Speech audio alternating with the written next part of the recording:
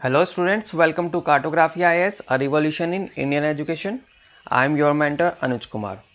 And guys, आज हम start करने वाले हैं यूपीपीएससी की क्लास। यूपीपीएससी में आज मैं आपको ज्योग्राफी कराऊंगा, जिसमें आज का हमारा टॉपिक है सोलर सिस्टम। तो चलिए गाइज, आज की क्लास स्टार्ट करने से पहले आपको मैं सबसे पहले कार्टोग्राफी या आईएएस के दो इनोवेटिव कोर्सेज के बारे में बताता हूँ। The number one is UPSC Panchamrit 2020। UPSC Panchamrit 2020 में पंचामृत नाम से आपको क्लियर होगा कि आपको 5 चीज़ें मिलने वाली है। 5 चीज़ें क्या क्या है वो? एक है OWC series. First one is OWC series official website coverage. Second is B2M series book to map series, जिसमें आपको बुक को मैप में कन्वर्ट करके कराया जाएगा। Book to map technology use करी जाएगी इसमें। And the third is NCERT mind maps. NCERT को हमने माइंड मैप की फॉर्मेट में चेंज कर दिया है, जिससे कि आपको रिवीजन में और आपको याद रखने में काफ़ी हेल्प रहेगी। फोर्थ इज़ कार्टोग्राफी या करंट अफेयर्स। करंट अफेयर्स हर एक एग्ज़ाम के लिए इंपॉर्टेंट होते हैं। And the fifth is UPSC mega pointers. UPSC mega pointers जो आपके 4 अक्टूबर के एग्ज़ाम के लिए बनाए गए हैं पॉइंटर्स फॉर्मेट में, ये आपकी पूरी स्टैटिक जीके कवर करेगा। गाइज, आपको ये प्रोग्राम 30 क्वेश्चंस की रिटर्न गारंटी प्रोवाइड करता है एंड ये प्रोग्राम आपको 3999 में अवेलेबल है।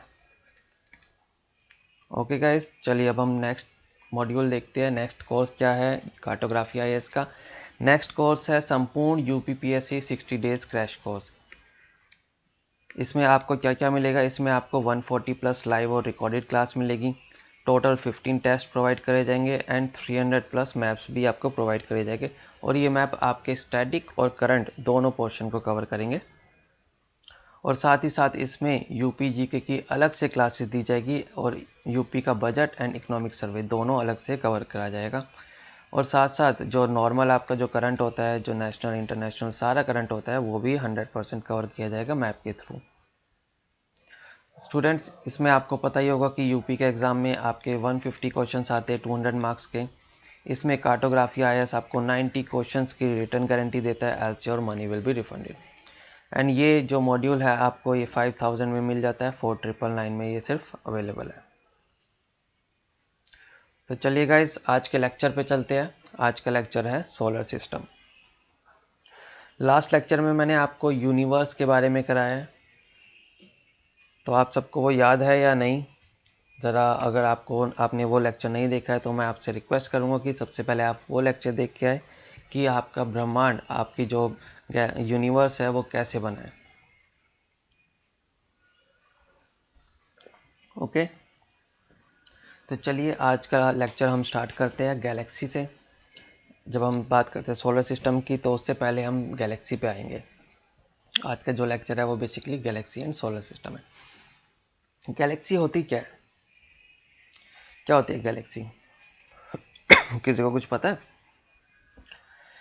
गैलेक्सी कुछ नहीं होती। गैलेक्सी एक्चुअली एक समूह होता है ग्रुप ऑफ स्टार्स का। Galaxy is nothing but the system of billion of stars, जिसके अंदर और क्या होता है? स्टार्स के साथ साथ क्या होता है? क्लाउड्स होते हैं। क्लाउड किस चीज़ के होते हैं?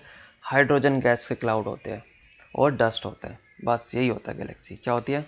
Galaxy is the collection of billion of stars with clouds,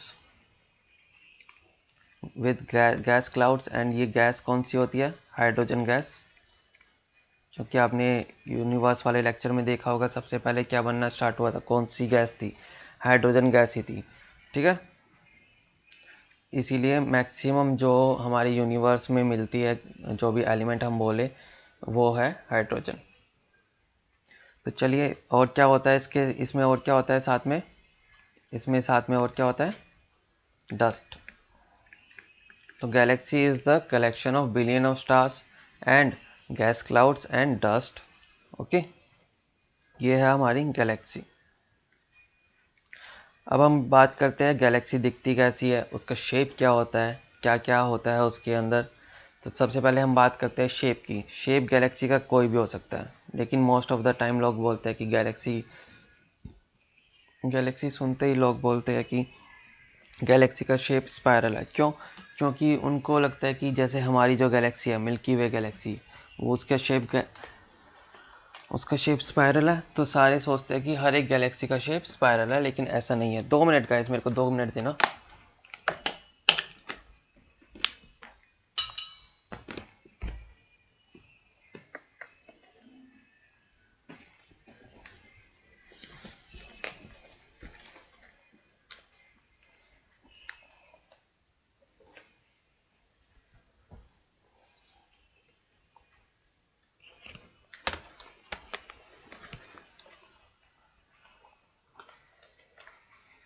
या फाइन।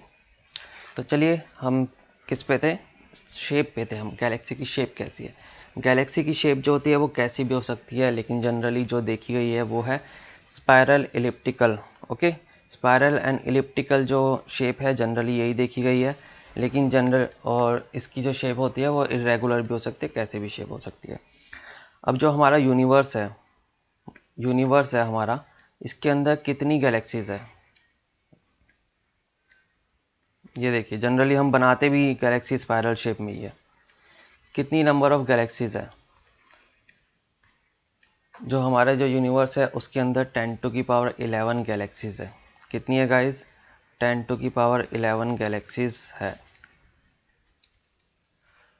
ठीक है, 10⁻11 गैलेक्सीज है। और हर एक गैलेक्सी में कितने आपके स्टार्स प्रेजेंट हैं? ऑन एन एवरेज की मैं बात कर रहा हूँ। ऑन एन एवरेज हर एक गैलेक्सी में 10⁻11 स्टार्स प्रेजेंट है, क्योंकि अभी मैंने क्या कहा, Galaxy is the collection of billion of stars, है ना। तो हर एक गैलेक्सी में कितने स्टार्स है ऑन एन एवरेज? अभी ये ऑन एन एवरेज की मैं बात कर रहा हूँ। किसी गैलेक्सी में 10⁻8 भी हो सकते हैं, 9 भी हो सकते हैं, और किसी किसी गैलेक्सी में 10⁻15 भी हो सकते हैं। लेकिन अगर हम एवरेज करें तो हर एक गैलेक्सी में 10⁻11 स्टार्स मिलते हैं। क्लियर है सबको? हर एक यूनिवर्स में कितनी गैलेक्सीज है? 10⁻11 ही गैलेक्सीज है, और हर एक गैलेक्सी में 10⁻11 ही स्टार्स है। तो अगर हम टोटल स्टार्स की बात करें, टोटल स्टार्स कितने हुए एक हमारे यूनिवर्स में? और कहाँ गया? टोटल स्टार्स कितने हुए हमारे यूनिवर्स में? 10⁻11 गैलेक्सीज है, और हर एक गैलेक्सी में क्या है? 10⁻11 ही स्टार्स है। तो टोटल स्टार्स कितने हुए? 10⁻22 स्टार्स हमारे प्रेजेंट हुए। आगे हम देखते हैं अपने, हाँ ओके, तो आगे हम चलते हैं अपने गैलेक्सी की तरफ। हमारी जो गैलेक्सी है उसका क्या नाम है? उसका है दूधगंगा नाम। ठीक है, मिल्की वे गैलेक्सी। मिल्की वे गैलेक्सी है हमारी गैलेक्सी, जो स्पाइरल शेप में है। स्पाइरल शेप कैसी होती है ये देखिए, ये है हमारी गैलेक्सी, मिल्की वे गैलेक्सी। इसमें आपको बीच में एक सेंट्रल पार्ट है, जो है ये एक बल्ज दिख रहा होगा, सेंट्रल पार्ट ये बहुत चमकता हुआ, ये क्या है? ठीक है, और यहाँ आपको दिख रहा है ये सन लिखा हुआ है, और ये ओरियन स्पोर, ये क्या है? चलिए इसकी बात करते हैं अभी। देखिए, जो सेंट्रल बल्ज होता है ये कुछ नहीं होता, ये ग्रुप ऑफ स्टार्स होता है। बहुत सारे स्टार्स वहाँ प्रेजेंट होते हैं, टाइटली बाउंड होते हैं। ये सेंटर होते हैं किसी भी गैलेक्सी के। ठीक है, ओके। ये जो है सेंटर है, यहाँ पे बहुत सारे स्टार्स है, काफ़ी सारे स्टार्स है, इसलिए ये इतना ब्राइट है। और ये क्या है? सेंटर होते हैं। और जो ये है ओरियन, सैगिटेरियस, ये सब क्या है? ये सैगिटेरियस आर्म, ये सब आर्म्स है। एंड ये जो आपको इसमें यहाँ पे ये सब ये दिख रहे हैं, ये भी स्टार्स ही प्रेजेंट है। स्टार्स है एंड सोलर सिस्टम्स है, ये सब भी कुछ ना कुछ सिस्टम्स है, स्टार्स प्रेजेंट है ये सब। ऐसे ही एक आर्म है ओरियन आर्म, ओरियन आर्म। ठीक है, अब ये क्या होता है, जो सोलर सिस्टम है वो किसी ना किसी आर्म में है। वो जो ये सेंट्रल पार्ट है, सेंट्रल बल्ज, उसका चक्कर लगा रहे हैं। अब ये जो चक्कर लगा रहे हैं, इसी में हमारा सोलर सिस्टम प्रेजेंट है, जिसको हम सन भी बोल सकते हैं। सन हमारा प्रेजेंट है। वो कौन सी आर्म में प्रेजेंट है? ओरियन आर्म में प्रेजेंट है। और जो ये गैलेक्सी है, इसकी डायरेक्शन क्या है रिवॉल्विंग की? ये मूव कर रही है एंटी क्लॉकवाइज डायरेक्शन में। जनरली अगर आप देखेंगे तो हर चीज़ जो हमारे यूनिवर्स में घूम रही है, वो उसकी जो डायरेक्शन है एंटी क्लॉकवाइज है। आप जनरली हर चीज़ एंटी क्लॉकवाइज ही देखेंगे। कुछ चीज़ें हैं जो क्लॉकवाइज है, लेकिन उसका भी कुछ ना कुछ रीज़न है जो आज हम देखेंगे वो क्या क्या है। ओके, तो चलिए अब हम आगे चलते हैं। अभी आपने देखा कि सेंट्रल बल्ज है, सेंट्रल बल्ज के अराउंड हमारा जो सोलर सिस्टम है वो रिवॉल्व कर रहा है। तो रिवॉल्व करने में कितना टाइम लगता है, एक रिवॉल्यूशन टाइम कितना है हमारे सोलर सिस्टम का। एक रिवॉल्यूशन टाइम को जनरली हमने टाइम जो नोटेशन दिया है वो दिया है हमने 1 cosmic year. 1 revolution is equal to 1 cosmic year and it is equal to 250 million years. कितना है, 250 मिलियन ईयर्स 1 रिवॉल्यूशन टाइम। और जो हमारी जो गैलेक्सी है मिल्की वे गैलेक्सी, इसमें हमारी जो फिर इसके बाद जो हमारी जो सबसे पास में गैलेक्सी पड़ती है वो है Andromeda Galaxy. Andromeda Galaxy is the closest neighbouring Galaxy. Okay, clear है सबको। चलिए, ये है सेंट्रल बल्ज, यहाँ है ओरियन, ओरियन में है हमारा सोलर सिस्टम सन, एंड ये इसका रिवॉल्यूशन लगा रहा है, एक चक्कर लगा रहा है। कितना टाइम लगता है इसको एक चक्कर लगाने में, 1 कॉस्मिक ईयर। 1 कॉस्मिक ईयर मतलब कि कितना time, 250 million years. 250 million years लग रहे हैं। अब हम बात करते हैं डिस्टेंस की, कि हम स्पेस में कैसे नापते हैं, कि कौन कौन सी यूनिट लिखते हैं कुछ भी मेज़रमेंट के लिए। देखो गाइस, यहाँ पे तो आपका किलोमीटर एंड माइल्स वगैरह चल जाता है, किलोमीटर मीटर माइल्स, लेकिन क्या स्पेस में भी यही चलेगा? क्योंकि यहाँ तो बहुत ही छोटी डिस्टेंस होती है, ये तो मतलब क्या कहूँ मैं, मामूली सी डिस्टेंस है। पूरी अर्थ की ही कोई वैल्यू नहीं है अगर हम यूनिवर्स की बात करें तो। अर्थ मान लो नेग्लिजिबल है अगर यूनिवर्स की बात करी जाए तो। इसलिए जब हम स्पेस में डिस्टेंस मेज़र करते हैं तो उनकी हम कुछ और यूनिट्स रखते हैं। इसमें नंबर 1 आती है लाइट ईयर। लाइट ईयर क्या है, प्रकाश आपका एक साल में कितना चलता है। आपको एक लाइट रे 1 ईयर में कितना डिस्टेंस ट्रैवल करेगी उसको हम बोलते हैं 1 लाइट ईयर। तो चलिए देख लेते हैं। सबसे पहले हम देखते हैं लाइट की स्पीड क्या होती है। स्पीड ऑफ लाइट होती है 3 इंटू में 10⁸ मीटर पर सेकेंड। ओके, अब ये इस स्पीड से हर एक सेकंड में ये इतना चल रही है, ठीक है। इस स्पीड से एक साल तक ये जितना भी चलेगी वो होता है light year distance. 1 light year equal to होता है 9.5 ट्रिलियन किलोमीटर। अगर हम इसको AU के बारे में बात करें, AU अभी मैं बताता हूँ आपको। सबसे पहले चलो मैं AU ही बताता हूँ आपको। अब AU की फुल फॉर्म होती है एस्ट्रोनॉमिकल यूनिट, एंड 1 AU क्या होता है, 1 AU इक्वल टू होता है 150 मिलियन किलोमीटर, या फिर हम बोल सकते हैं 15 किलोमीटर, ठीक है। 15 किलोमीटर हम बोल सकते हैं। 150 किलोमीटर ये कुछ नहीं है, ये बस साइंटिस्ट ने सीधा सीधा मान लिया कि जो अर्थ है और जो सन है उसके बीच में जो भी डिस्टेंस है वो है 1 AU। बस ये उन्होंने मान लिया है कि ये जो डिस्टेंस है ये 1 AU है, और ये डिस्टेंस कितना है 15 किलोमीटर। तो हमारा 1 AU कितना हुआ, 15 किलोमीटर। अब इसी के अकॉर्डिंग हम आगे मेज़रमेंट करेंगे, ठीक है। एंड 1 लाइट ईयर कितना है, 9.5 ट्रिलियन किलोमीटर, और जो किसके इक्वल है अगर हम AU में बात करें तो 63.24 इंटू में 10⁻23 AU एस्ट्रोनॉमिकल यूनिट। अब इन दोनों यूनिट से बड़ी एक यूनिट आती है पारसेक। 1 पारसेक इक्वल टू होता है 3.26 लाइट ईयर्स, ठीक है। सबसे बड़ी यूनिट कौन सी है, पारसेक। उससे फिर इससे छोटी, पारसेक से छोटी है light year, and light year से छोटी है एस्ट्रोनॉमिकल यूनिट। ओके, तो चलिए अब आगे चलते हैं। अब हम बात करते हैं स्टार्स की। स्टार्स सितारे, सितारों के बारे में देख लेते हैं। सितारे भी क्या होते हैं, सितारे कुछ नहीं होते। सितारे एक बर्निंग गैस होती है, हॉट बर्निंग गैस होती है सितारों में। और वो गैस कौन सी है ये आप मेरे को कमेंट सेक्शन में बताएं। काफ़ी बार मैंने बता दिया ये गैस कौन सी होती है, यूनिवर्स में मोस्टली कौन सी गैस प्रेजेंट होती है, वही होती है। तो मेरे को जल्दी से कमेंट सेक्शन में बताइए। हॉट बर्निंग गैसेज होती है स्टार्स के अंदर, उनकी खुद की लाइट होती है, ठीक है। उनकी खुद की लाइट होती है, तभी उनको स्टार्स बोलते हैं।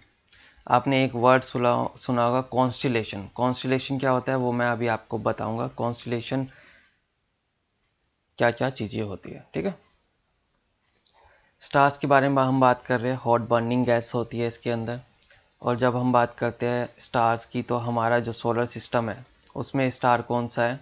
उसमें स्टार है हमारा सन, मेन स्टार है हमारा सन, जिसके अराउंड हमारे सारे प्लैनेट्स रिवॉल्व कर रहे हैं, ठीक है।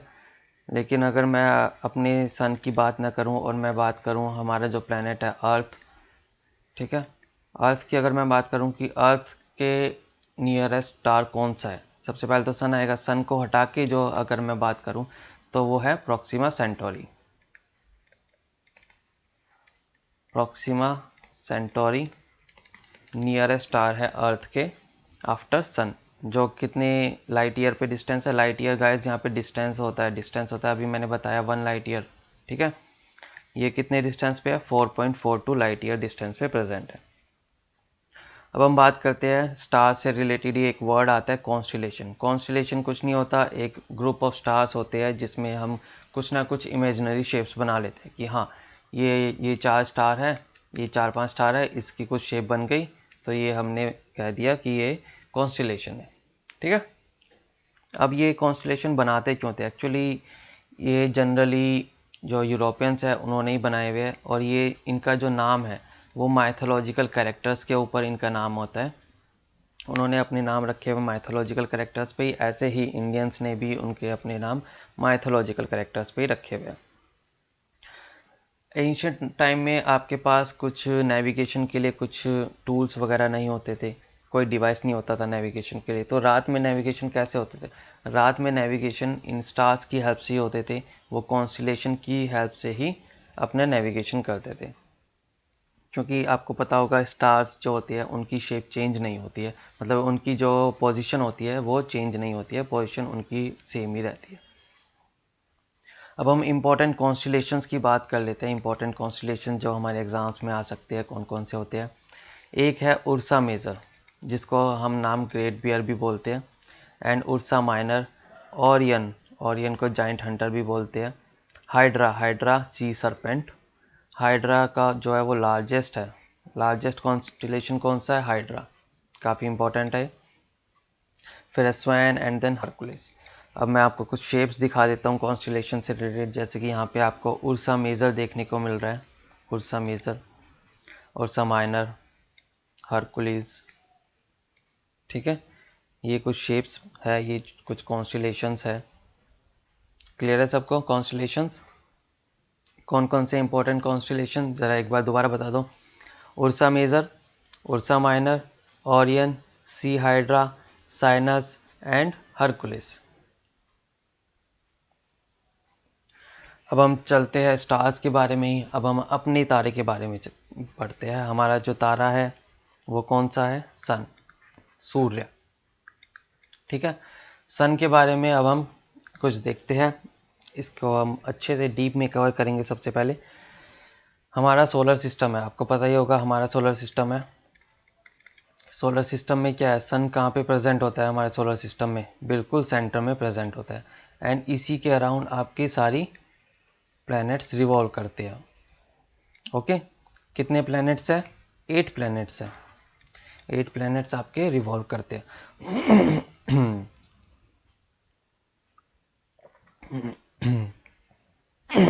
Okay, sorry.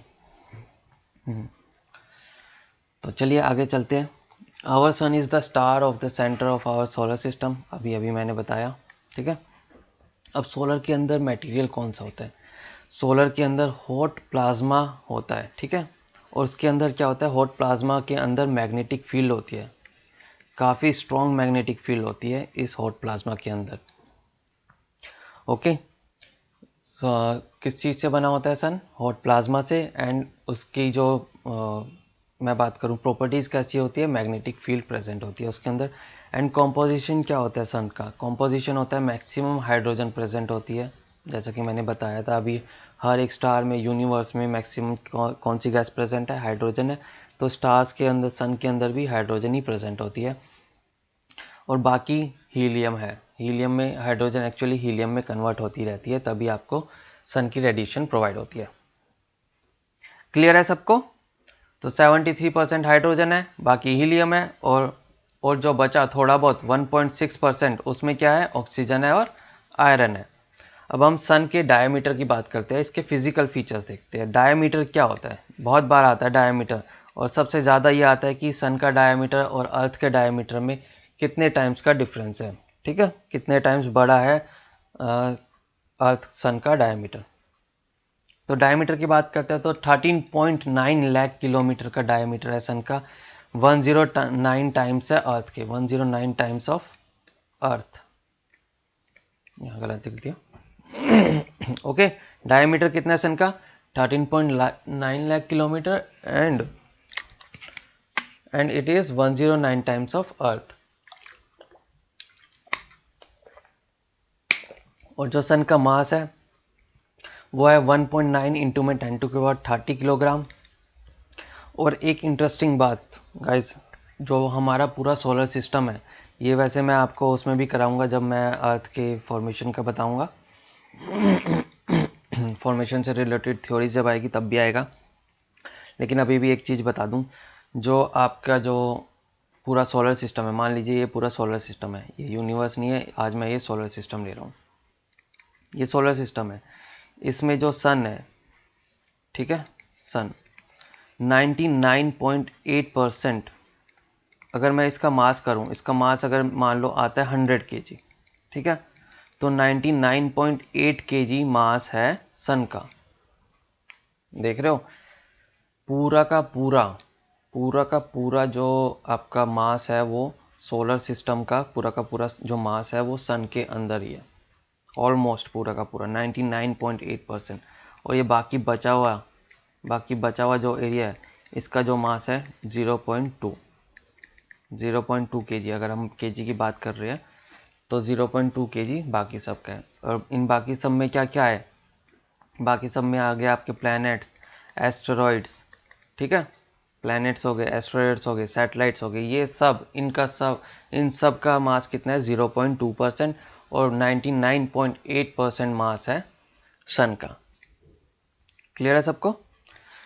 तो चलिए अब हम आगे चलते हैं, वॉल्यूम की बात करते हैं। वॉल्यूम है 1.4 इंटू में 10⁸8, 1.4 इंटू में 10⁸8 किलोमीटर क्यूब, किलोग्राम की, ठीक है, and it is 13 lakh times of earth. Clear है सबको? 13 लाख टाइम्स ऑफ अर्थ है। और सन की हम एज की बात करें तो एज हो गई है 4.5 बिलियन ईयर्स, ठीक है, सन की एज है 4.5 बिलियन ईयर्स। और अभी हम देखो, जो भी स्टार होता है या सन की बात करें तो हर एक स्टार की एक एज होती है। जैसे हमारे में एज का कुछ ना कुछ नाम दे देते हैं, child, young and adolescent, child and young and क्या बोलते हैं, सीनियर सिटीजन्स, ऐसे ऐसे नाम दे देते हैं। ऐसे ही सन के भी नाम होते हैं। क्या क्या? जैसे कि अभी जो सन का जो नाम है वो है येलो डार्क। सन की जो प्रेजेंट एज अभी है वो है येलो डार्क, ठीक है, एज है 4.5 बिलियन ईयर्स ओल्ड। और अभी इसकी जो सन की जो टोटल एज है उसमें से 5.4 बिलियन ईयर्स अभी और ये प्रेजेंट रह सकता है, इसके बाद ये ख़त्म हो जाएगा, ठीक है। 5.5 बिलियन ईयर अभी और लगा लो आप। अभी इसकी एज हो गई है 4.5 बिलियन ईयर्स, अभी एज हो गई है 4.5 बिलियन ईयर्स। और इसके पास अभी कितनी एज बची है, इसके पास बची है 5.4 बिलियंस अभी इसके पास बचे हैं, ठीक है, 5.4 बिलियंस अभी हमारे सन के पास बचे हुए हैं। तब क्या होएगा, तब ये रेड जाइंट में कन्वर्ट हो जाएगा और फिर ये ख़त्म हो जाएगा। अब हम बात करते हैं कि सन के पार्ट्स होते हैं। सन का जैसे अर्थ में भी सबसे बीचों बीच कोर होता है, ऐसे ही सन के बीच का जो हिस्सा होता है उसको हम बोलते हैं कोर। अब इस कोर में कौन सा रिएक्शन चल रहा होता है? इस कोर में न्यूक्लियर फ्यूज़न चल रहा होता है। न्यूक्लियर फ्यूज़न में क्या होता है, दो हाइड्रोजन एटम मिलके हीलियम में कन्वर्ट हो रहे होते हैं। और साथ साथ क्या होता है, इसमें आपकी सोलर रेडिएशन निकल रही होती है। वो सोलर रेडिएशन आपको यहाँ आपको अर्थ पे भी मिलती है, ठीक है। Convert hydrogen into helium. तो क्या एक बार हम सन के बारे में रिवाइज कर ले, क्या क्या है। सन क्या है, सेंटर है हमारे सोलर सिस्टम का। किससे बना है? हॉट प्लाज्मा से बना है, जिसमें क्या है, मैग्नेटिक फील्ड की प्रॉपर्टीज़ है। इसका कॉम्पोजिशन क्या है, हाइड्रोजन इसमें 73% है, बाकी हीलियम है और 1.69% ऑक्सीजन और आयरन है। डायमीटर है 13.9 लाख किलोमीटर, 109 टाइम्स है अर्थ का। मास में क्या है, मास 99.8% मास जो है सन के अंदर है पूरे सोलर सिस्टम का। एंड वॉल्यूम 13 लाख टाइम्स है अर्थ के। एज कितनी हो चुकी है सन की, काफ़ी इंपॉर्टेंट है ये। एज कितनी हो चुकी है, 4.5 बिलियन ईयर्स ओल्ड हो चुका है हमारा सन। और अभी इसके पास कितना टाइम बचा हुआ है, 5.4 बिलियन ईयर्स अभी इसके पास बचे हुए हैं। ठीक है। एंड इसके अंदर रिएक्शन कौन सा होता है, न्यूक्लियर फ्यूज़न होता है गाइस, फ्यूज़न। ठीक है, फ्यूज़न होता है ना कि फीज़न होता है। मतलब कि फ्यूज़न मतलब जब दो एटम मिलते हैं एक बनते हैं। ठीक है, वो होता है न्यूक्लियर फ्यूज़न। जैसे आप अगर डांस वगैरह देखते होंगे, डांस इंडिया डांस वगैरह, तो वहाँ क्या करते हैं, फ्यूज़न करते हैं, दो स्टेट्स के डांस को फ्यूज़ कर देते हैं, एक बना देते हैं। कुछ ना कुछ अपने वहाँ वो दिखाते रहते हैं कुछ टेक्निक्स वगैरह फ्यूज़न की। ऐसे ही न्यूक्लियर फ्यूज़न को आप याद रख सकते हैं। फ्यूज़न मीन्स, न्यूक्लियर फ्यूज़न मतलब जब दो एटम आपके मिलके एक एटम बनाते हैं। ठीक है, एक कोई एलिमेंट बनाते हैं। अब हम बात करते हैं सन के इंटरनल स्ट्रक्चर की। ये है गाइस हमारा सन, सबको दिख रहा होगा। सन का जो सबसे अंदर का पार्ट होता है वो होता है कोर। ये देखिए, ये वाला जो पार्ट है ये है आपका कोर। सन का जो कोर है, सब जो ये यहाँ पे मोल्टन मटेरियल प्रेजेंट होते हैं, यहीं पे आपका जो न्यूक्लियर फ्यूज़न होता है। ठीक है, सारी हाइड्रोजन वगैरह एंड हीलियम का कन्वर्जन वगैरह, न्यूक्लियर फ्यूज़न प्रोसेस सब कुछ यहीं पे होता है। एनर्जी जनरेट जो होती है वो यहीं पे होती है। और इस एरिया में अगर मैं टेम्परेचर की बात करूं तो मैक्सिमम टेम्परेचर होएगा, जो कि जब यहीं पे ही कन्वर्जन हो रहा है एनर्जी का, तो ऑब्वियसली बात है मैक्सिमम टेम्परेचर कहाँ रहेगा, कोर में ही रहेगा। एक और बात, सन जो है वो बहुत तेज घूम रहा है तो क्या है, प्रेशर तो सेंटर वाले एरिया पे क्या होएगा, मान लो ये पूरा सन है और ये घूम रहा है बहुत तेज, तो मैक्सिमम जो प्रेशर रहेगा वो कहाँ रहेगा, सेंटर पे रहेगा। सेंटर पे रहेगा तो मतलब प्रेशर और टेम्परेचर इतना तेज़ होता है कि न्यूक्लियर फ्यूज़न यहाँ पे होने लगता है। ठीक है, इसी वजह से यहाँ पे न्यूक्लियर फ्यूज़न होता है। तो यहाँ पे जो टेम्परेचर फाउंड किया गया है वो है, टेम्परेचर है 1.5 करोड़ केल्विन। ठीक है, 1.5 करोड़ केल्विन। और अगर मैं बात करूँ अर्थ के रेडियस के बारे में, अगर मैं अर्थ का रेडियस ले लेता हूँ 10, तो ये फुल रेडियस है, तो 3 पार्ट्स तक। ठीक है, ये आर जो मैंने ये बड़ा वाला आर लिया ये है 10 को, मतलब कि 10 इक्वल टू आर, मतलब कि ये फुल रेडियस है। ठीक है, अभी मैं बात कर रहा हूँ थर्ड पॉइंट तक की, 3 यूनिट्स तक की। ये है हमारा कोर। अभी मैं 0.3 आर की बात कर रहा हूँ, कोर का जो डायमीटर है, कोर का जो रेडियस है। ठीक है, कोर में ही आपकी सारी एनर्जी जनरेट होती है। फिर कोर के आगे जो ये वाला जो, जहाँ आपको स्पाइरल लाइंस दिखाई दे रही होगी, ये वाला जो जोन है ये है रेडिएटिव जोन। रेडिएटिव जोन में क्या होता है, फोटोन एनर्जी जो होती है, जो भी आपकी कोर में जनरेट होती है, वो आउटवर्ड मूव होती है। और ये मूव एक लाइन में मूव नहीं होती, ये थोड़ा ऐसे ऐसे तिरछी मिर्ची करके मूव होती है। ठीक है, इधर उधर इनका कोई रैंडम मूवमेंट होता है, उसके अकॉर्डिंग ये मूव होती है। तभी इनको कोर जोन से रेडिएटिव जोन कवर करने में कितना टाइम गाइस लगता होगा, जबकि आपको पता होगा सन से अर्थ पे लाइट आने में करीब 8 मिनट लग जाते हैं, 8 मिनट 19 सेकंड। लेकिन जो कोर से रेडिएटिव जोन को कवर करने के लिए इन लाइट रेस को टाइम लगता है 1.9 लाख ईयर्स।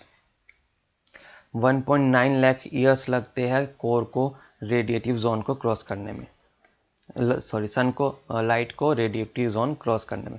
और यहाँ पे टेम्परेचर है 0.59 करोड़ केल्विन से 0.18 करोड़ केल्विन।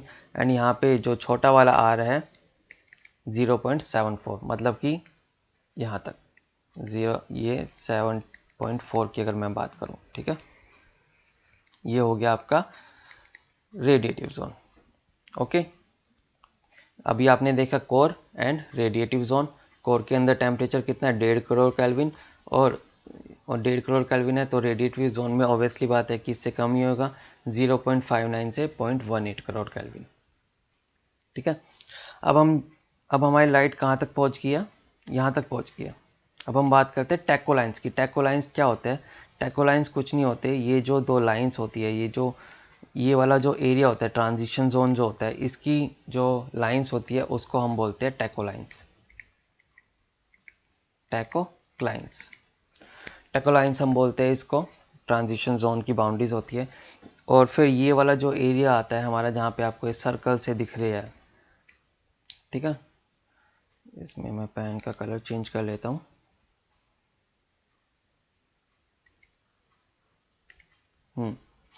ये जो आपको ये जो सर्कल्स दिख रहे हैं, ये वाला जो एरिया है आपका, ये जो जोन है, ये है कन्वेक्शन जोन। ओके, कौन सा जोन है ये? Convection zone. अरे यार, वाइट क्यों ले लिया, शिट। एक सेकेंड गाइस।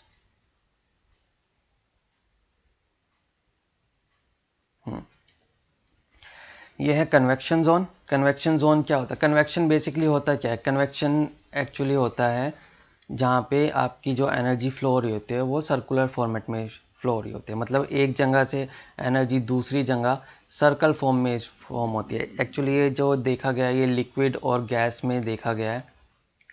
लिक्विड और गैस में जनरली ये मोशन होता है। जैसे कि यहाँ पे ज़्यादा गर्मी है, जो नीचे वाला जो पार्ट है यहाँ पे टेम्परेचर हाई है, और यहाँ पे आपकी कोई गैस प्रेजेंट है, और तो यहाँ पे आपकी जो एनर्जी है वो कैसे फ्लो होएगी, वो कैसे ट्रांसफ़र होएगी, वो कन्वेक्शन मूवमेंट से होएगी। जैसे यहाँ इस एरिया में जो गैस होएगी वो गर्म होएगी, गर्म होकर क्या होएगा, गर्म होकर गैस ऊपर फ्लो होएगी, ऊपर फ्लो होएगी तो ऊपर जाते जाते वो क्या होएगी, ठंडी होएगी। लेकिन जो यहाँ पे गैप बना है, जो यहाँ से गैस हटी है गर्म होके ऊपर जो जा रही है, तो यहाँ पे गैप बना है। अब इस गैस को कौन फिल करेगा? ये जो ठंडी गैस होगी वो फिल करेगी। क्यों? क्योंकि एक तो ठंडी गैस क्या होती है, भारी होती है, और गर्म गैस क्या होती है, हल्की होती है। इसलिए गर्म गैस ऊपर जाती है, फिर ठंडी गैस नीचे आती है। तो ये कौन सा मूवमेंट होता है? ये कन्वेक्शन मूवमेंट होता है। सेम मूवमेंट यहाँ पे भी होता है। यहाँ पे भी आपकी गैसेस प्रेजेंट होती है, और यहाँ पे भी क्या होता है, आपका जो टेम्परेचर है, जो एनर्जी है, वो मूव करती है टूवर्ड सरफेस। ठीक है। कन्वेक्टिव जोन से कन्वेक्टिव जोन जो होता है उसमें मूवमेंट होती है। रेडिएटिव जोन से आपके सरफेस की तरफ सब कुछ पहुंचता है, एनर्जी मूव करती है। तो चलिए अब हम कन्वेक्शन जोन के बारे में देखते हैं। यहाँ पे टेम्परेचर क्या होता है? यहाँ पे टेम्परेचर होता है 1.8 करोड़ केल्विन से 1500 किलो केल्विन। देख रहे हो टेम्परेचर कितना कम हो गया है इस जोन में। इस जोन में टेम्परेचर ऑलमोस्ट काफ़ी कम हो गया। 1.8 करोड़ केल्विन से 5800 केल्विन पे टेम्परेचर पहुंच गया। अब हम इस टाइम पे हमारा आर कितना है, वो आर है पूरा, छोटा वाला आर जो है वो बड़ा वाला आर पे, मतलब कि अब हम सरफेस पे पहुंच चुके हैं। क्लियर है। एंड कन्वेक्शन जोन के बारे में क्या बताया? Energy moves towards the surface through convection current of hot and cold gases, जो मैंने अभी आपको एक्सप्लेन कर दिया। अब हम आते हैं सरफेस पे। सरफेस पे है एक्चुअली जो, अब ये सन के एटमॉस्फेयर भी आएगा हमारा। अभी तो हमने सन की बात करी है, सन के इंटरनल स्ट्रक्चर वगैरह की, फिर हमारा सन का खुद का एटमॉस्फेयर भी होता है।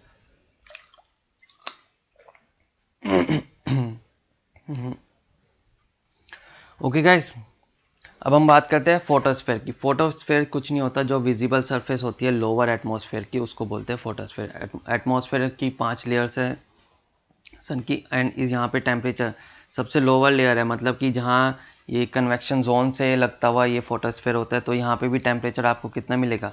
5800 केल्विन ही आपको मिलेगा। ठीक है।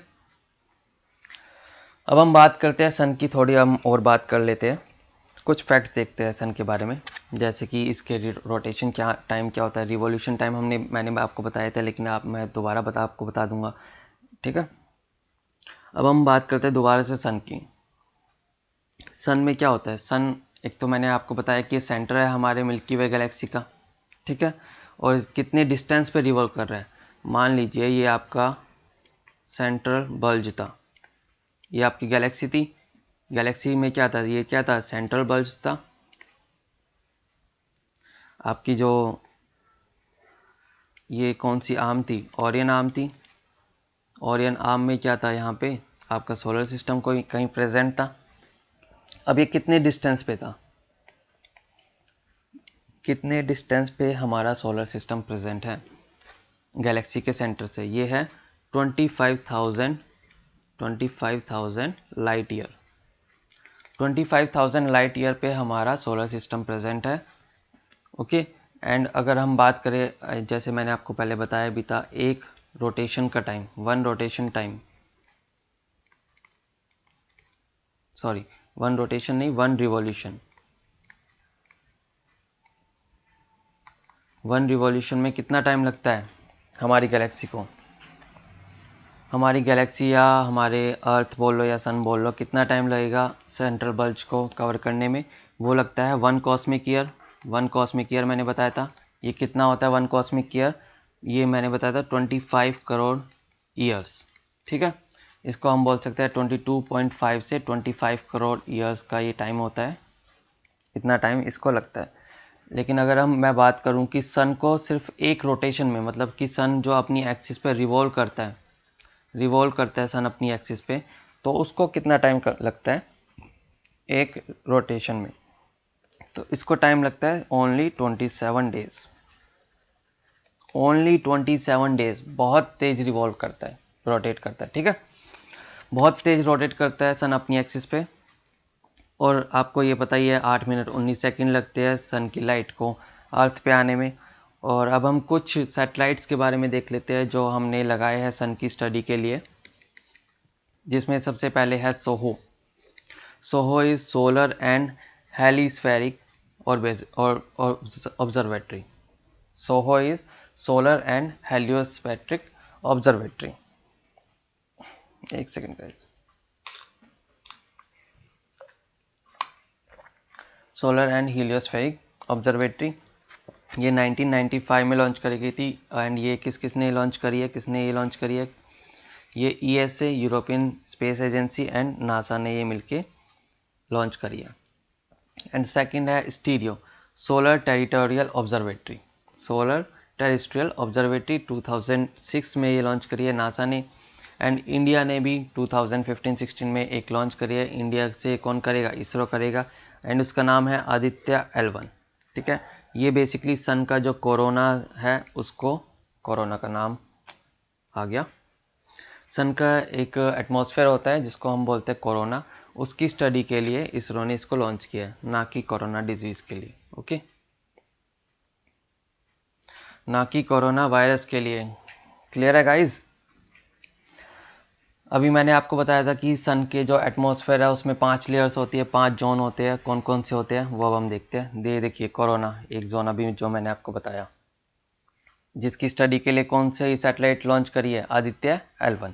ठीक है, सबसे पहले जो आता है वो आता है आपका टेम्परेचर मिनिमम जोन। इसका नाम ही टेम्परेचर मिनिमम जोन है क्योंकि यहाँ पे सबसे कम टेम्परेचर देखा गया है। अगर आपको कभी घूमने जाना है तो आप यहीं पे जा सकते हो, बाकी और कहीं नहीं।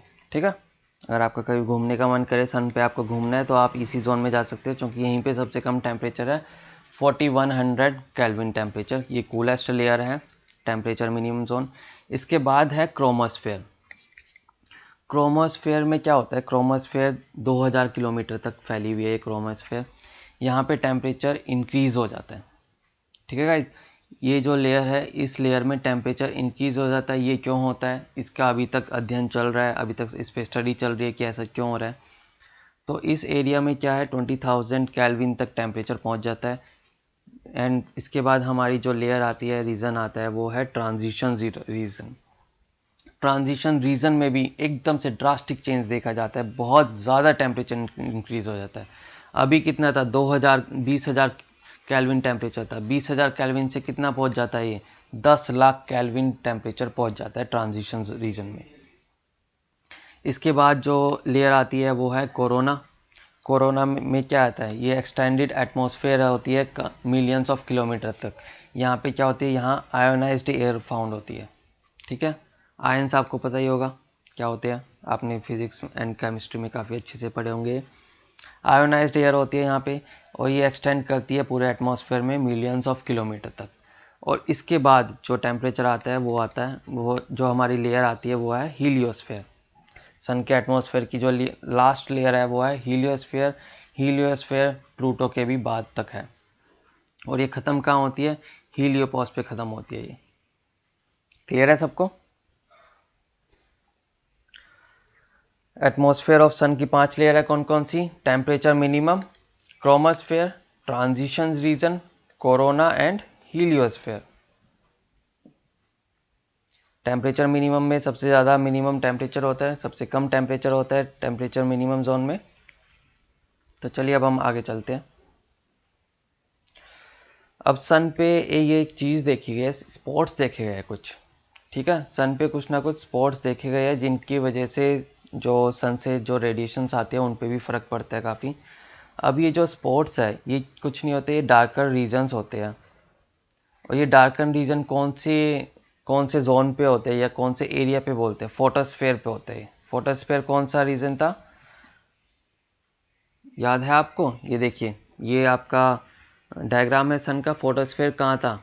ये रहा, जो की आउटर लेयर थी, विजिबल सरफेस थी लोअर एटमॉस्फेयर की, ठीक है। कन्वेक्शन जोन के बाहर का जो एरिया था वो था फोटोस्फेयर, जहाँ टेम्परेचर आपका था 5800 केल्विन। दिख रहा है सबको फोटोस्फेयर? ठीक है। तो चलिए, सन पे कुछ स्पॉट्स देखे जाते हैं जिनको क्या बोलते हैं? सन स्पॉट बोलते हैं। और इन सन स्पॉट्स का जो लाइफ साइकिल होती है वो होती है 11 ईयर्स, मतलब कि 11 साल में ये बनते हैं और फिर उसके बाद इनका इनका जो डिक्लाइन स्टार्ट हो जाता है एंड 11 साल में ये ख़त्म हो जाते हैं। तो इनकी जो लाइफ साइकिल है वो है 11 ईयर्स, ठीक है। एंड जो सन के अंदर क्या होता है, फ्यूज़न, आपको मैंने बताया है फ्यूज़न रिएक्शन होता है। इसमें क्या होता है, 4 मिलियन, और हर एक सेकंड कितना फ्यूल यूज़ होता है? 4 मिलियन टन फ्यूल हर एक सेकंड यूज़ होता है, मतलब कि 4 मिलियन टन आपकी हाइड्रोजन हर एक सेकंड उसके अंदर जल रही है, हीलियम में कन्वर्ट हो रही है एंड आपको रेडिएशन प्रोवाइड कर रही है। और इससे क्या क्या निकलता है? न्यूट्रिनोज निकलते हैं एंड सोलर रेडिएशंस निकलते हैं, ठीक है। अब हम बात करते हैं अपने सोलर सिस्टम की। सोलर सिस्टम में क्या क्या होता है गाइस, आपको पता ही होगा। सोलर सिस्टम में अभी मैंने थोड़ी देर पहले बताया, सोलर सिस्टम में आपका एक सन प्रेजेंट होता है बीचों बीच, ठीक है। एंड सन का जो पूरे सोलर सिस्टम का 99.8% मास सन के अंदर ही होता है, ये भी अभी मैंने बताया। और साथ साथ 8 प्लैनेट्स होते हैं। 8 प्लैनेट्स ये जो आप देख रहे हो, Mercury, Venus, Earth, Mars, Jupiter, Saturn, Uranus, Neptune, ये सारे के सारे 8 प्लैनेट होते हैं सोलर सिस्टम में। और क्या होता है? और सैटेलाइट्स होती है। सैटेलाइट्स मतलब जिनको हम मून भी बोल सकते हैं, ठीक है। सैटेलाइट वो सैटेलाइट नहीं जो हम यहाँ से छोड़ रहे हैं। सैटेलाइट्स जो नेचुरल सैटेलाइट्स होती है, 2 तरह की सैटेलाइट होती है, नेचुरल एंड आर्टिफिशियल। आर्टिफिशियल वो होती है जो हम छोड़ते हैं रॉकेट्स के थ्रू, एंड नेचुरल जो होती है जो जिसको हम मून बोलते हैं, ठीक है। सैटेलाइट्स है। एंड अदर सेलेस्टियल बॉडीज़ जैसे कि मीटेरॉइड्स, एस्ट्रॉइड्स, ये सब अदर सेलेस्टियल बॉडीज़ में आ जाते हैं। हाँ, ये asteroids, meteoroids from the solar system, ठीक है। इन सब का ये देख रहे हो, ये इतनी सारी चीज़ें जो है, इन सब का मास बस 0.02% है। बाकी 99.8% मास किसका है? सन का। और ये जो डायग्राम आप देख रहे हो काफ़ी इंपॉर्टेंट डायग्राम है, ये एनसीईआरटी क्लास 6 का डायग्राम है। काफ़ी सारी इसमें इंफॉर्मेशन लिखी हुई है, लेकिन उसको सिंप्लीफाई फॉर्म में हमने आगे लिख दिया। तो चलिए अभी हम देखते हैं। अब ये एक याद करने का तरीका है कि कौन कौन से कैसे कैसे आपके जो ये प्लैनेट्स है ये कैसे अरेंज्ड है। अब आपको देखना है तो देख सकते हो। ये है my a very efficient mother just serve us nuts, ठीक है। देख सकते हो, लेकिन ज़रूरत होती नहीं है, सबको पता होता है इसकी क्रोनोलॉजी क्या होती है, कैसे कैसे अरेंज होती है। M4 mercury, V for Venus, E for earth, M for Mars, J for Jupiter, Saturn, Uranus and Neptune, ठीक है। देखने को देख सकते हो, लेकिन ऐसा कुछ इंपॉर्टेंट नहीं है ये। तो चलिए अब हम चलते हैं आगे। तो पहले हम इनर एंड आउटर प्लैनेट्स की बात कर लेते हैं। अब आप देखोगे इस फिगर में, यहाँ आपको क्या दिख रहा है? यहाँ आपको सन दिख रहा है, इसके बाद आपको ये 4 प्लैनेट्स दिख रहे हैं, मरकरी, वीनस, अर्थ और मार्स।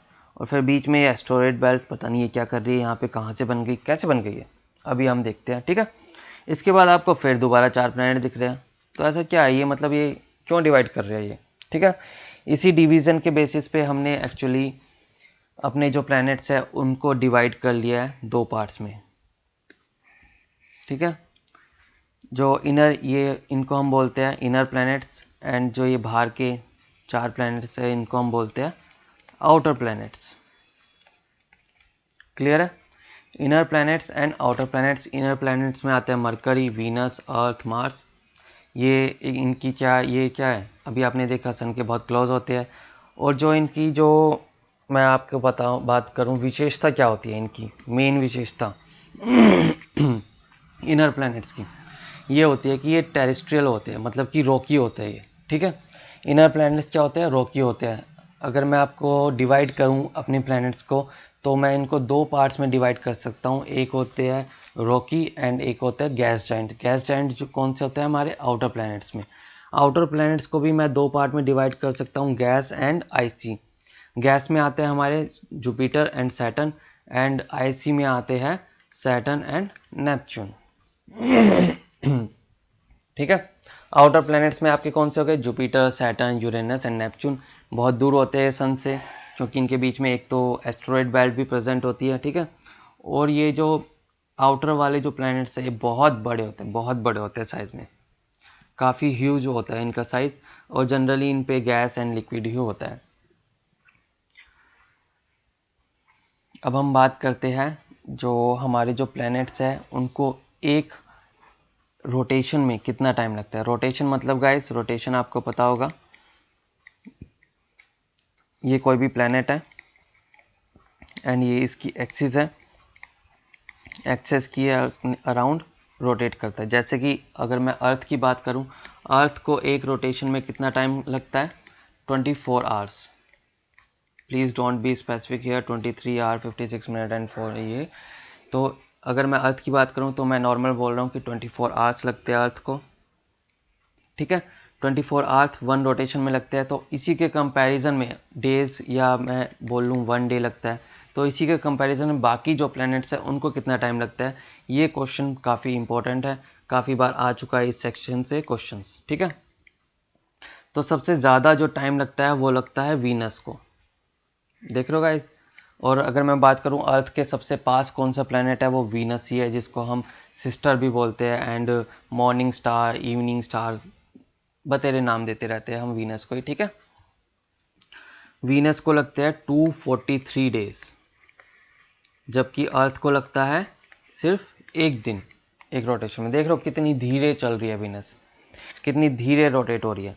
एंड इसके बाद जो टाइम है वो है मरकरी का 58 डेज, फिर है अर्थ का 1 डे, फिर है यूरेनस, नेपच्यून, सैटर्न, एंड सबसे कम टाइम लग रहा है जुपिटर का।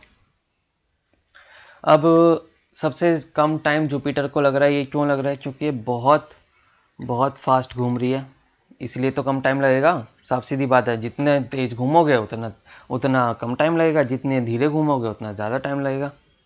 क्लियर है सबको कितना टाइम लग रहा है, 9 आवर एंड 56 मिनट्स। ऐसा भी बोलते हैं कि ये सबसे बड़ा है इसीलिए इसको सबसे कम टाइम लग रहा है, ठीक है। लेकिन इसमें हम ये नहीं बोल सकते कि जो जो छोटा होगा उसको सबसे कम टाइम लगेगा, क्योंकि मरकरी सबसे छोटा है लेकिन उसको भी काफ़ी ज़्यादा टाइम लग रहा है, 59 डेज़। एंड वीनस को लग रहा है 243 डेज, सबसे ज़्यादा टाइम वीनस को लग रहा है। अब हम देखते हैं मून्स के बारे में। मून्स क्या होते हैं, नेचुरल सैटेलाइट्स होती है। किस, इस पे भी काफ़ी ज़्यादा क्वेश्चंस आते हैं कि किस, जो कौन सा वो प्लेनेट है जिसके सबसे ज़्यादा मून्स हैं। सबसे पहले हम इनर प्लैनेट्स की बात करते हैं। इनर प्लैनेट्स में सबसे पहले हमारे पास आते हैं मरकरी एंड वीनस, जिसका कोई भी मून नहीं है। क्यों? क्योंकि ये सबसे ज़्यादा पास में है सन के सबसे नियरेस्ट है, इसलिए इनका कोई मून नहीं है। सबसे पहले जो मून स्टार्ट होता है वो है अर्थ का। सबसे पहले जो सैटेलाइट है वो स्टार्ट होती है अर्थ की एक ही मून है जिसको आप मून बोलते हैं, और उसका जो, अगर मैं नाम की बात करूं तो उसको हम लूना बोलते हैं। तभी आपने एक वर्ड भी सुना होगा, लूनर सरफेस, मून की सरफेस, ठीक है।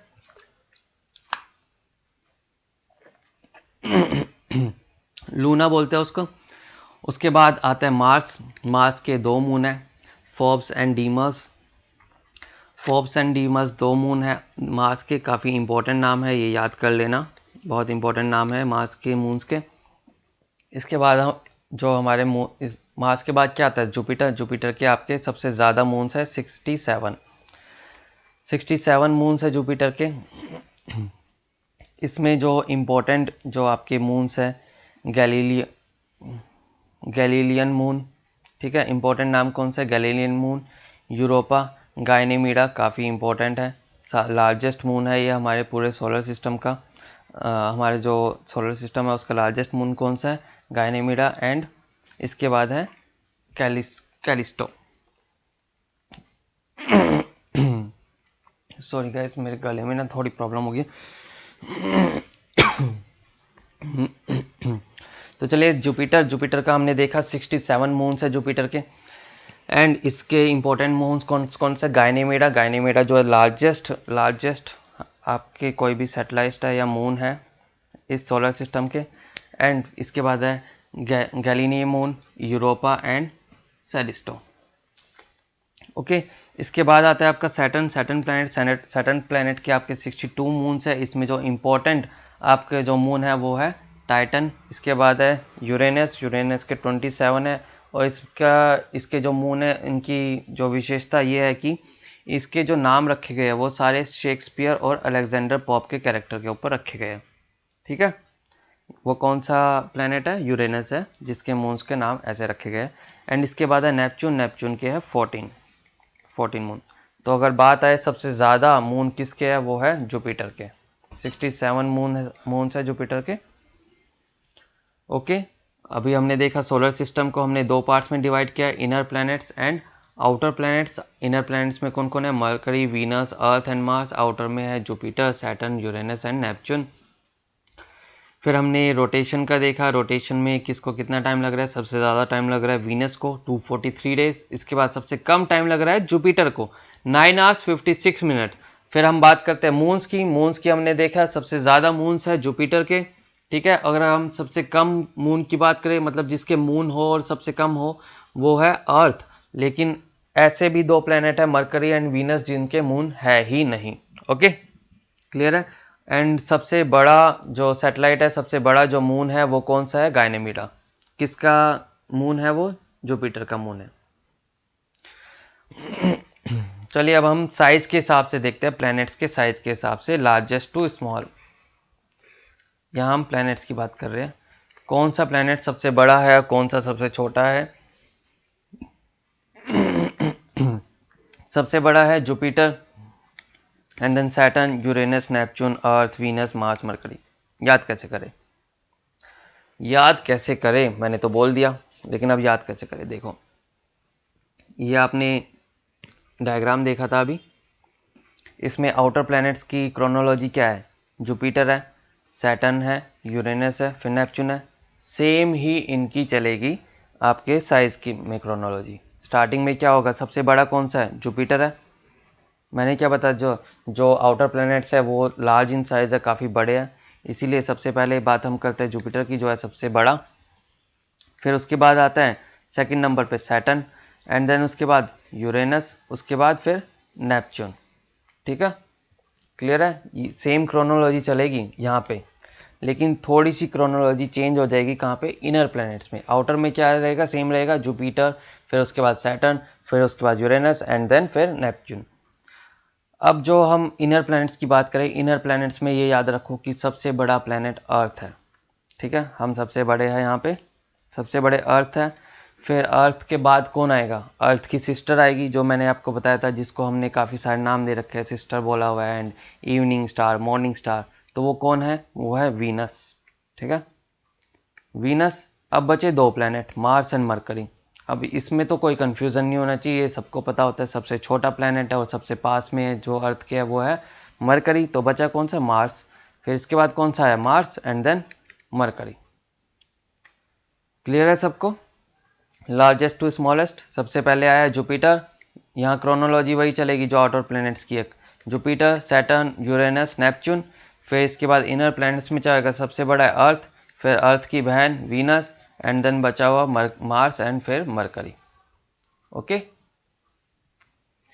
और फिर मास के हिसाब से भी आपके क्वेश्चन आते हैं, काफ़ी इंपॉर्टेंट सेक्शन है गाइज ये, क्योंकि यहाँ पे काफ़ी सारे लोग कंफ्यूज हो जाते हैं, उनको याद नहीं रहता है, इसीलिए इस सेक्शन से क्वेश्चन ज़रूर आते हैं कि लार्जेस्ट कौन सा है एंड मून के अकॉर्डिंग कैसे कैसे है।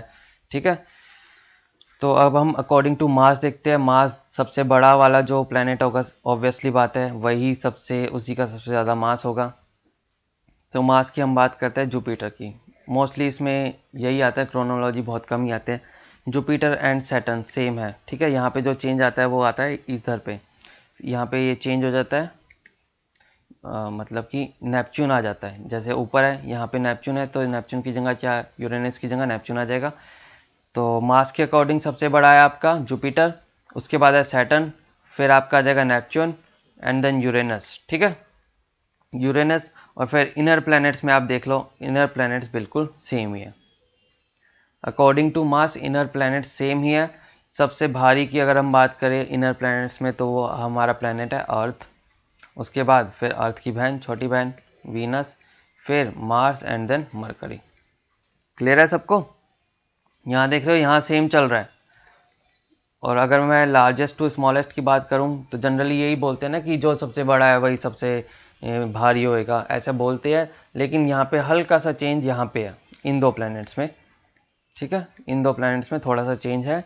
यूरेनस की जगह नेपच्यून है, नेपच्यून की जगह यूरेनस है। और गाइज हमारे दो प्लैनेट है, वीनस एंड यूरेनस, जो कि क्लॉकवाइज रोटेट करते हैं। मैंने आपको अभी बताया था यूनिवर्स में काफ़ी सारी चीज़ें, मोस्ट ऑफ द चीज़ें जो है वो एंटी क्लॉकवाइज रोटेट करती है। हमारी गैलेक्सी भी कैसी है, एंटी क्लॉकवाइज रोटेट कर रही है, रिवॉल्व कर रही है। ठीक है, एंड जो दो प्लैनेट्स है वीनस एंड यूरेनस, जो क्या है, क्लॉकवाइज रोटेट कर रहे हैं, और बाकी सारे प्लैनेट कैसे रोटेट कर रहे हैं, एंटी क्लॉकवाइज। ठीक है, क्लॉकवाइज मतलब, एंटी क्लॉकवाइज मतलब क्या होता है, ये वाली मूवमेंट एंटी क्लॉकवाइज, इसको हम बोलते हैं वेस्ट टू ईस्ट। इस मूवमेंट को हम बोलते हैं वेस्ट टू ईस्ट, मतलब कि ये आपका वेस्ट है एंड ये जनरली आपका ईस्ट बोला जाता है। लेफ्ट साइड वाला वेस्ट एंड राइट साइड वाला ईस्ट। तो ये मूवमेंट होती है वेस्ट से ईस्ट की तरफ। वहीं अगर हम बात करें क्लॉकवाइज की, क्लॉकवाइज मतलब कैसी मूवमेंट होगी, ऐसे होगी, इसको क्या बोलते हैं, ईस्ट, और जो लेफ्ट वाला होता है उसको बोलते हैं वेस्ट। तो क्या होएगा, ये कौन सी मूवमेंट होएगी, होएगी ईस्ट टू वेस्ट मूवमेंट। ये होएगी east to west movement. Okay, and आपको डार्क प्लैनेट के, बोना प्लैनेट के बारे में आपको मैं बता दूं कि जनरली क्या है, जनरली जो डार्क प्लैनेट है वो आपके जो ये जो लास्ट वाला आपका प्लैनेट है नेपच्यून। अभी तक क्या होता था, प्लूटो होता था आपका लास्ट का प्लैनेट, लेकिन अब कौन सा, नेपच्यून है। तो नेपच्यून के बाद ही आपके सारे डार्क प्लैनेट देखे गए, लेकिन एक जो डार्क प्लैनेट है वो एस्ट्रॉयड बेल्ट में भी प्रेजेंट है। एस्ट्रॉयड बेल्ट कहाँ आती है, यहाँ आती है, सॉरी इधर तो नहीं दिखा सकता, यहाँ ये ring, inner and outer planet के बीच में आती है एस्ट्रॉयड बेल्ट। अब ये एस्ट्रॉयड बेल्ट क्यों बनती है, ये एक्चुअली बनती है जो जब आपका यूनिवर्स फॉर्म हुआ था, तो उसके बाद क्या हुआ था, हमारा सोलर सिस्टम फॉर्म हुआ था। जब सोलर सिस्टम फॉर्म हो रहा था तो जो हमारा सबसे बड़ा जो प्लैनेट बना है जुपिटर, इसकी भी कुछ ग्रेविटेशनल फोर्स है, और हमारे सन की भी ग्रेविटेशनल फोर्स आई। अब इन दोनों ग्रेविटेशनल फोर्स के बीच में काफ़ी सारे मटेरियल फंस गए, जो एज अ एस्ट्रॉयड हमारे चारों तरफ घूम रहे हैं। ठीक है, ये प्लैनेट्स की शेप नहीं ले पाए, हो सकता है कि आगे जाके ये कुछ ना कुछ प्लैनेट की शेप फॉर्म कर ले, लेकिन अभी के लिए छोटे छोटे रॉकी बॉडीज़ है। ओके, ये इतना सब क्लियर है, largest to smallest planets and according to mass their chronology. अब हम चलते हैं, अब हम हर एक प्लैनेट के बारे में देखते हैं। सबसे पहले हम बात करते हैं मरकरी की। मरकरी गाइस, जैसा कि आपने इमेज में ही देखा होगा सब कि सबसे पास है सन के सबके पास है। तो क्या होगा, सबसे एक्सट्रीमली हॉट होएगा। लेकिन एक्सट्रीमली हॉट तो है, लेकिन मैक्सिमम नहीं है, ये याद रखना। मैक्सिमम हॉट प्लैनेट मरकरी नहीं है, जबकि वो सन के सबसे पास है। क्यों? क्योंकि वहाँ पे एटमॉस्फेयर नहीं है। ठीक है, इसका रीज़न ये है कि वहाँ पे एटमॉस्फेयर नहीं है, इसी वजह से वो मैक्सिमम नहीं, मैक्सिमम टेम्परेचर नहीं है वहाँ पे, ठीक है। अब सन के पास है तो मतलब इतना तो टेम्परेचर है कि वहाँ पे पानी नहीं रह सकता और ना ही कोई गैस है। एटमॉस्फेयर नहीं है तो कोई गैस भी नहीं है, ठीक है। क्लियर है मरकरी के बारे में। अब हम चलते हैं वीनस के बारे में। वीनस काफ़ी इंपॉर्टेंट है, सबसे पास है अर्थ के, बता चुका हूँ मैं। इसको हम इवनिंग स्टार भी बोलते हैं, मॉर्निंग स्टार भी बोलते हैं और ब्राइटेस्ट प्लैनेट भी बोलते हैं, ठीक है। ब्राइटेस्ट प्लैनेट कौन सा है आपका? वीनस है। और रेड प्लैनेट कौन सा है आपका? मार्स है, ठीक है। इसको हम अर्थ ट्विन सिस्टर भी बोलते हैं, अर्थ की बहन। ये सब मैं अभी आपको बता चुका हूँ। नियरेस्ट है अर्थ के पास, and evening star, morning star, brightest planet and earth की ट्विन सिस्टर बोलते हैं। लेकिन जो यहाँ पे जो इम्पोर्टेंट आता है, सबसे हॉटेस्ट प्लैनेट है ये। इसके बारे में जो सबसे इम्पोर्टेंट बात आती है, सबसे हॉटेस्ट प्लैनेट है ये। क्यों? क्योंकि इसके ऊपर वेरी थिक एटमॉस्फेयर की लेयर देखी गई है, बहुत सारी गैसेस है, बहुत मोटा एटमॉस्फेयर है, काफ़ी डस्टी एटमॉस्फेयर भी है।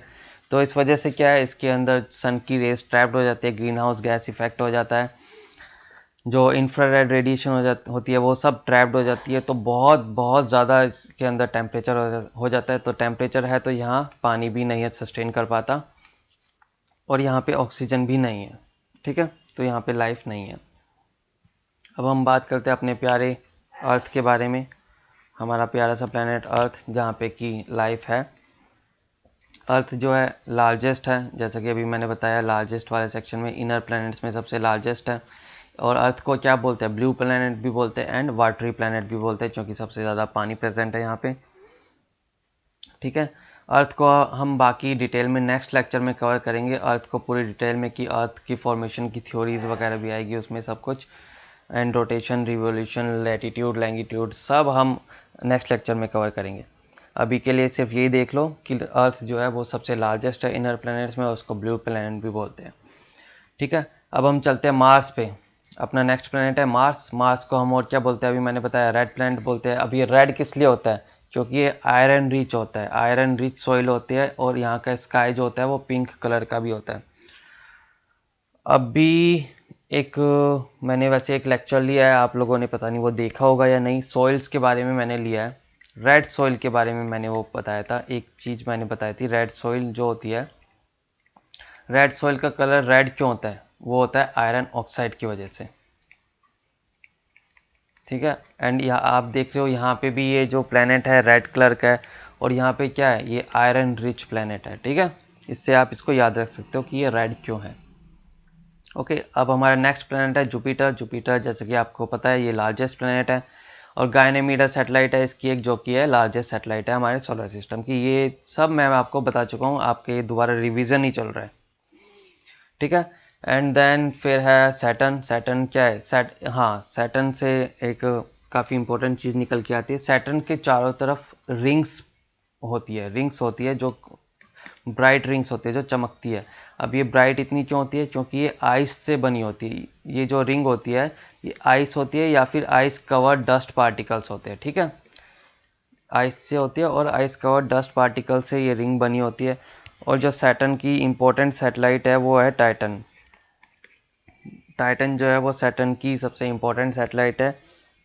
क्यों? क्योंकि ये जो सैटर्न जो प्लेनेट है उसकी लार्जेस्ट सैटेलाइट है टाइटन। एंड इसके बाद आते हैं यूरेनस। हाँ गाइज, मैंने यूरेनस के बारे में एक दो प्लैनेट्स के बारे में बताया था आपको, वीनस एंड यूरेनस। ये दोनों का मूवमेंट कैसा होता है? ये कैसे मूव? क्लॉकवाइज रोटेशन होती है इनकी। अब आप कैसे याद रख सकते हो कि यही दो प्लेनेट है जिनके, जो कि क्लॉकवाइज रोटेट करते हैं? इन दोनों का एंड के वर्ड देखो, N U S, N U S, ठीक है।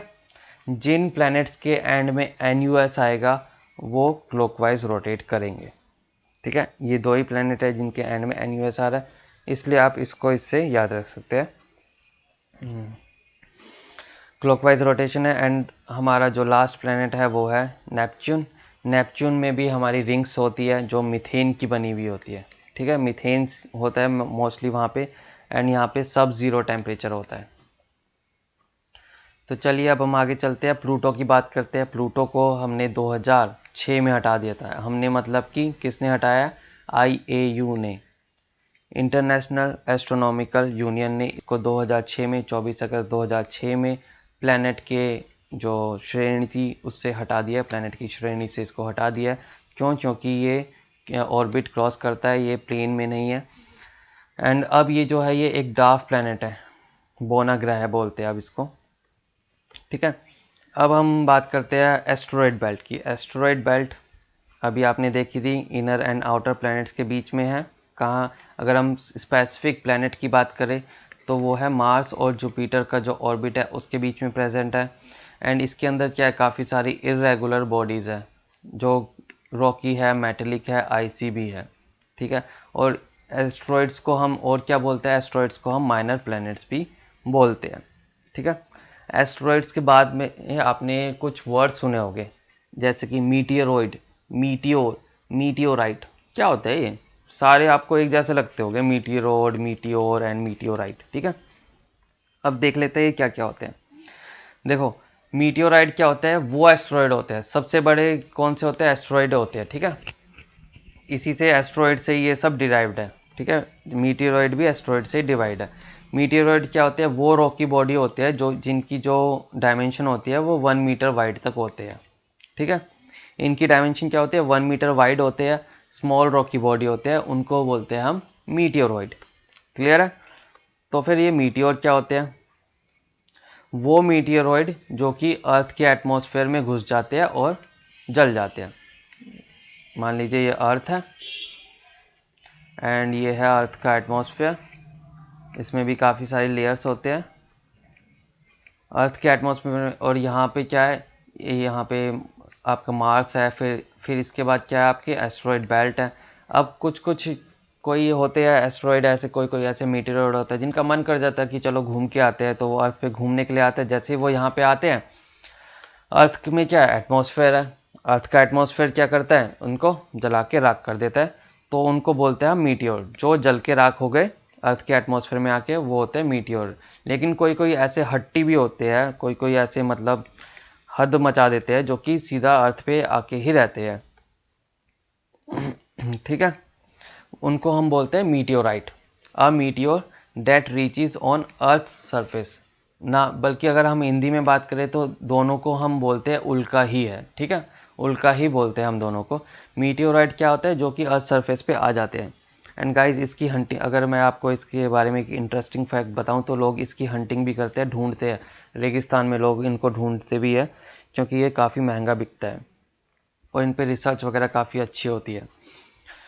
ठीक है, ओके। तो चलिए एक बार हम दोबारा एक मैं डायग्राम आपको बना के दिखा देता हूँ। ये देखिए, ये हो गया हमारा अर्थ, हाँ ये हो गया हमारा सन। इसके अराउंड ये हो गए आपके ऑर्बिट्स।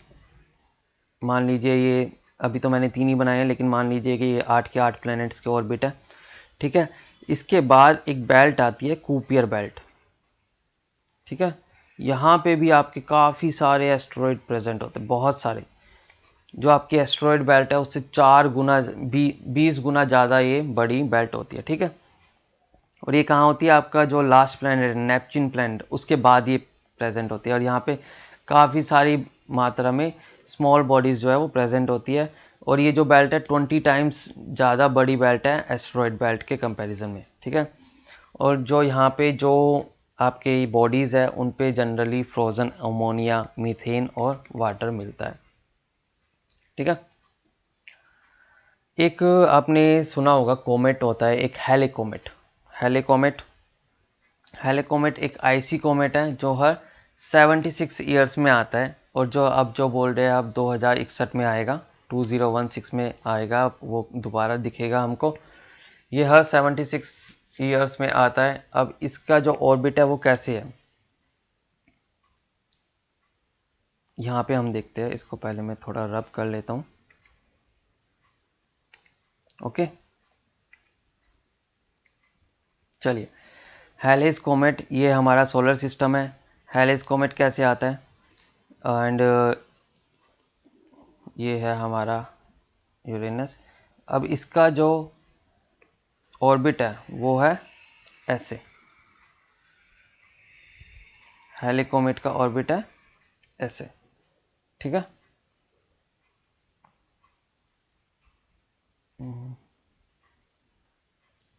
ओके।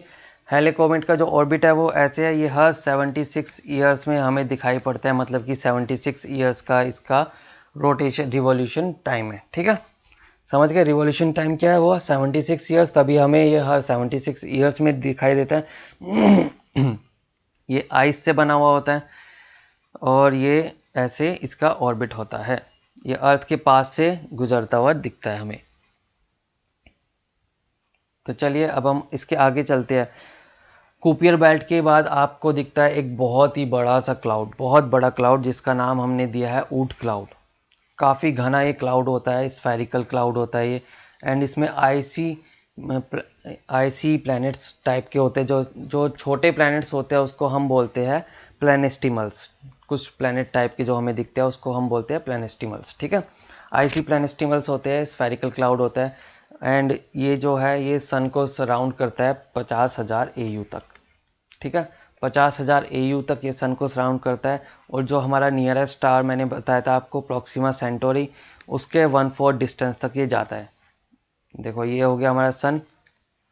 ठीक है, ये हो गया हमारा ऊट क्लाउड।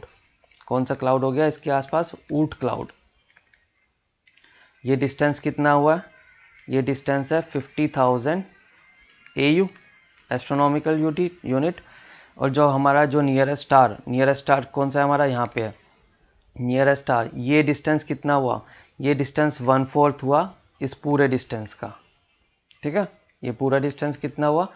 ये हुआ करीब 2 लाख किलोमीटर, 2 लाख AU। ठीक है, अब हम एक बार दोबारा देख लेते हैं अर्थ के बारे में, अर्थ और इस पूरे ब्रह्मांड के बारे में, जो आपको मैंने लास्ट क्लास में यूनिवर्स के बारे में कैसे कैसे सब कुछ मूव होता है।